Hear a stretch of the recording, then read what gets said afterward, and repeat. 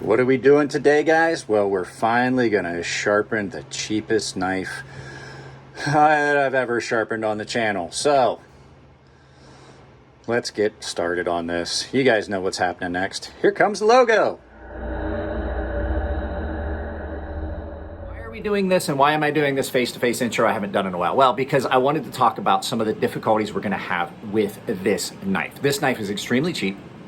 No real good way to estimate what heat treat is, whether it was even properly heat treated, no steel mentioned. So there's a lot of difficulties that go with that. So I figured since this is a shop video, we'll shoot it shop style. We're doing it like this, where you guys are seeing the shop, because I really don't want to have to set up the green screen, plus it's really hot. So let's turn this around, we'll get the gooseneck set up, and I'll talk about some of the difficulties we're having with this knife as I go along. I may speed up some parts of it, but in all likelihood, it's going to be just me sharpening the cheapest knife that's ever been on the channel. Now, as I said in the face-to-face, there are going to be some issues we run into. First and foremost, you can see that this is ground horribly back here. So I probably am not going to really worry about rectifying that, but we are going to sharpen this and see how well it takes an edge.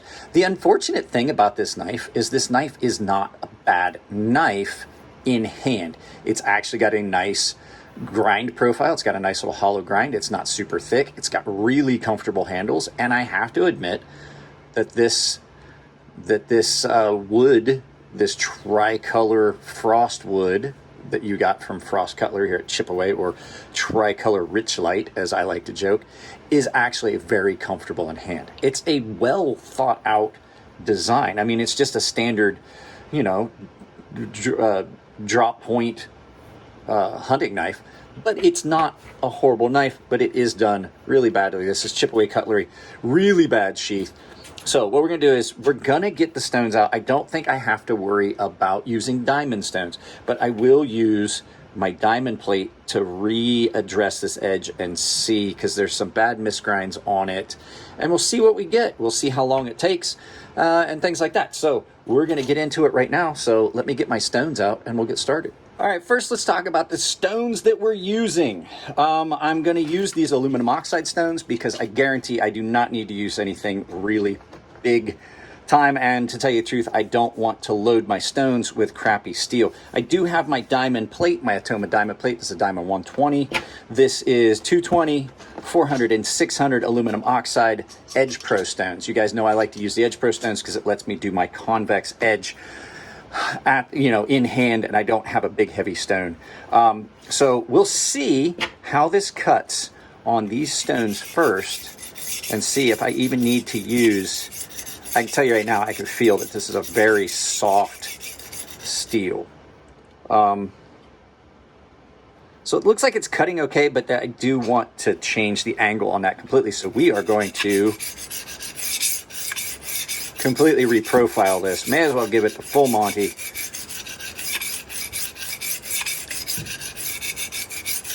I honestly think that we can probably do this all in one take. I don't think this steel is going to be something that's going to be real difficult to deal with. But you can see, as I said, there are some definite issues with the grind on this knife. So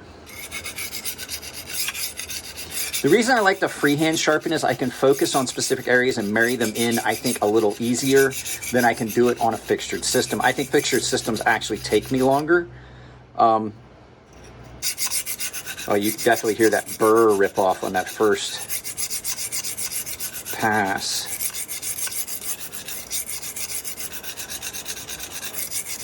So, yeah, there's a lot of things that we're going to run into issues on this. This is a very, very poor steel.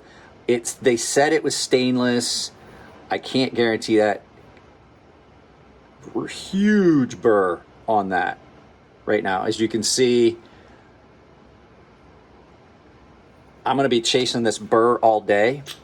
I'm trying to remove, I was thinking about it after I put it on a stone. It's probably not got very good heat treat to begin with, and then it probably got the heat treat burned out. Any heat treat it had was probably burnt out at the very edge during sharpening. I guarantee that they don't pay any attention to speed, belt wear, and keeping blades wet when they're doing edge grinding. I do have the garage door open here in the shop today because it is rather hot today. Let me grab a towel.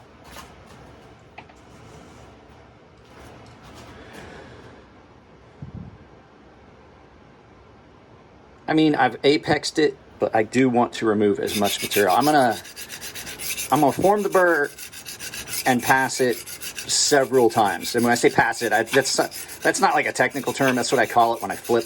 I pass the burr from side to side. On knives that have got a suspect edge, it's always a good idea to form your burr several times, just to make sure that you're getting all of any of those old burnt remnants off. So, like I said, have no idea what steel this is. It just says China. So, no clue. But you can see the stone is cutting really well, and I would imagine we'll do 2 more passes per side.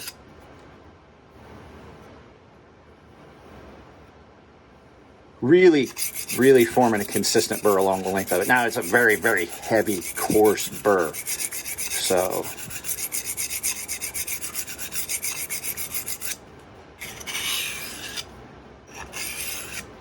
what I'm doing here is I typically don't deburr on the heavier stones, really, but what I want to do is just,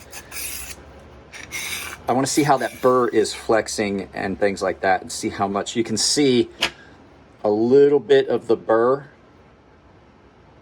has come off right there. So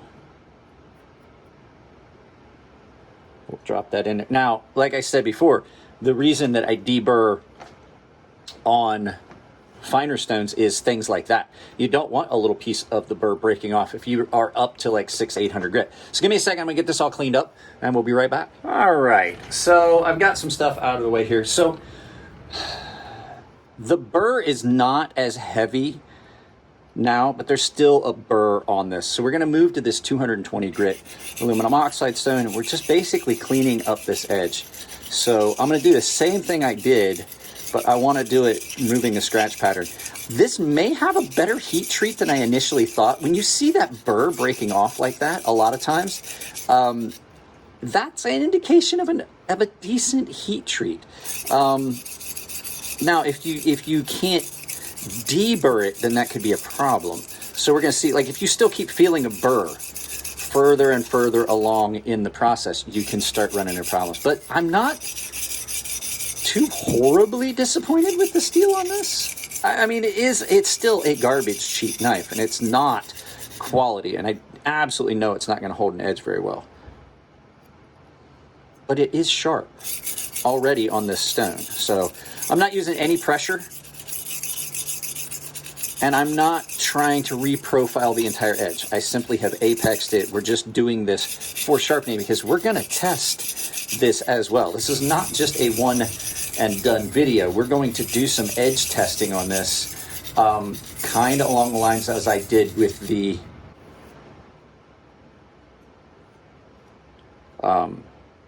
those Spydercos to test the difference between the serrated and non-serrated. I actually have been stockpiling cardboard so that I can do a test on that. So we're only doing this to about 600 grit. We might actually stop at 400 with it being an unknown steel. We'll do that. I'm not trying to say that this is going to be a good knife. I'm just trying to say that I want to give it every chance possible. There are a lot of steels that I sharpen. I only take it to like 600 grit. So, or 400 grit. I have a couple of my knives that are only at 400 grit. So let me grab my towel. My poor old towel, my poor old shop towel has seen better days. So, still have a burr. Let's go ahead. So if you want to deburr, there's a couple ways to do it. You can just do a light pass going one way. But one of the best ways to do it is, you guys know I do a forward leading and then I do a trailing. Doing a trailing edge is a very good way to remove the burr. Like a stropping stroke, an edge trailing. And a lot of times that's going to leave you it's still got a burr. And that's what leads me to believe this is not a great steel. It's forming a very heavy burr with almost no pressure. So we'll go to 400 grit.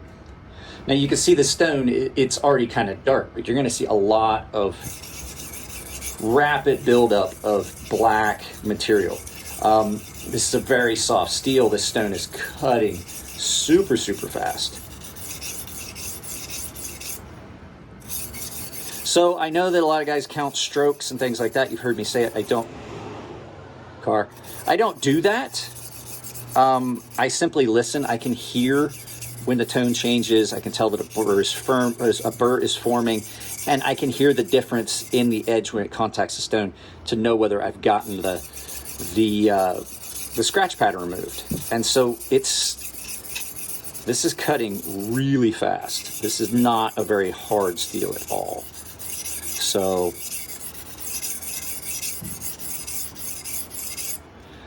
give it a couple quick passes.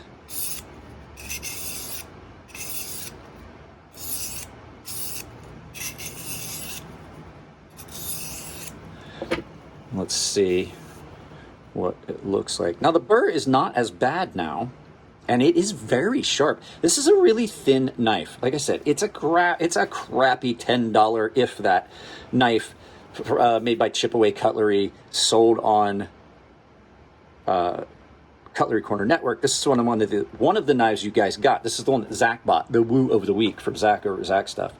We will take this all the way up to 600 grit. So go ahead and we'll pull that stone out. I need to get some new stones. Anybody that wants to donate stones for me to test on the channel, I'd be willing to try some new stones. I just don't want to buy them. So if anybody has any stones that they don't use and they'd like to see my take on it, to review some stones, I absolutely will.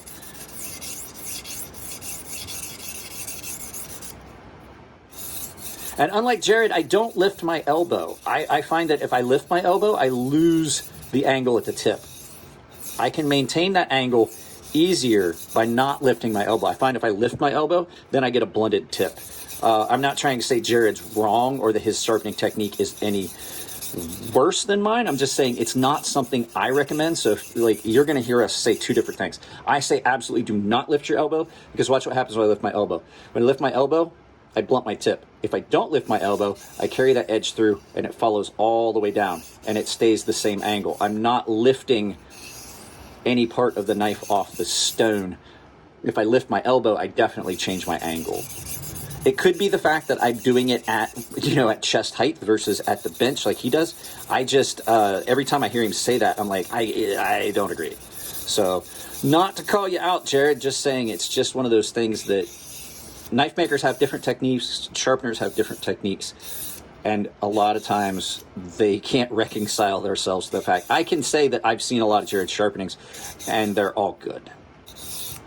So just doing a couple quick deburring passes there. I don't feel much of a burr. Now, I've talked about deburring on a stone. You can deburr on the stone, but even if you deburr on the stone like that, you still might have a little bit. So if I was going to go up any higher in grit, I would absolutely take a block of wood. You can see I used to use my strop handle, but what I use now is this. You guys saw me do it with the serrated versus. I'll pass it a couple times through on a clean spot of steel, and what it does is that will grab any residual burr and peel it right off. So we're going to give it a quick strop, and then we'll do some paper cut tests and see how our edge went. So another thing that you can look for, if you're looking for, let's clean that up a little bit. So you can see my strop is consistent. If you have a little spot of burr or an inconsistency or a spot where you missed some grit pattern, you will see some little lines. Now, some of those little lines are always going to be there because but you can see right there. See those lines in the pass of the strop? The little lines going that way? That means that there's a little bit of burr left or a spot on the edge that is not completely smooth. So we're going to see Yeah, I can feel, there's just some little, it's just not a great knife. There's some little gritty areas in the edge, and it doesn't feel, even though we sharpened it, I passed it through that wood, it does not feel sharp. I do believe that this knife is not going to hold its edge well. But give me a second, we'll get a piece of paper, we'll do a cut test. So I got us a piece of paper. I like to use newspaper. I find newspaper gives you a pretty good feel for how sharp a knife is. Some people like to do the tissue paper test. I think that if you're using notebook paper or printer paper, you're getting a false sense of sharpness. Magazine paper works really well, but I find that newspaper is about one of the better ones because the way the pulp is bound, it's loosely bound, and if your knife's not sharp, it will tear. Now, the only thing you have to find is sometimes newspaper print, the way it's bound, it wants to tear regardless, going one direction versus the other. This knife is very sharp. So we're going to have to see how it holds up. But as far as difficulty in sharpening, this was pretty easy. It does not feel real sharp. It feels like it's already lost its tooth. So cutting paper and cutting other things is different. But we will definitely do an edge retention test on this. So this is not just a one and done video, like I said. So guys, that's pretty much it. Let's turn this around and do a couple final thoughts. Guys, just another quick shop video sharpening. I tried some other camera angles and some cut shots and stuff like that. But yeah, I don't think this is going to hold that edge very long. I don't think it's going to hold up, which is kind of sad because overall the design on it's not bad. It's a fairly decently designed and shaped. And then as far as construction, it's not bad either, but it's questionable materials, questionable heat treat. The grind on it, the primary grind is actually pretty good, and the handles are really comfortable. It's a very comfortable outdoors knife. And now that it's sharp, we'll see how it holds that edge over time. So it's not a one and done video like I've said like 3 times. I know I have. Guys, that's it on this one. If you like the videos, give them a thumbs up. If you don't like them, give them a thumbs down. But please try to tell me why. I can't change the content if you don't tell me what you don't like. If you want to support the channel, it's simple as like, share, subscribe, drop a comment, hit the bell icon. If you do hit the bell icon, make sure you got notifications turned on your device, or you will not get notified of everything that goes up. If you want to support the channel financially, however, there's a bunch of different ways. I have a ton of affiliate links down below, from everything from knives to stones to tools. I've got some other stuff that's not knife related. I have a VPN, I've got Coffee Brand Coffee, but I also do have a Blade HQ affiliate link. Anything you purchase by using those affiliate links does not cost you anything extra at checkout, and it directly supports the channel. I also have a membership down below where you can join and you can get in on tier-based benefits. I try to do everything, a little bit of stuff for everyone. Everyone has access to my Gilded server. Premium and baseline tier members are entered into monthly giveaways that I do as often as I can on monthly. Sometimes there's some lapses.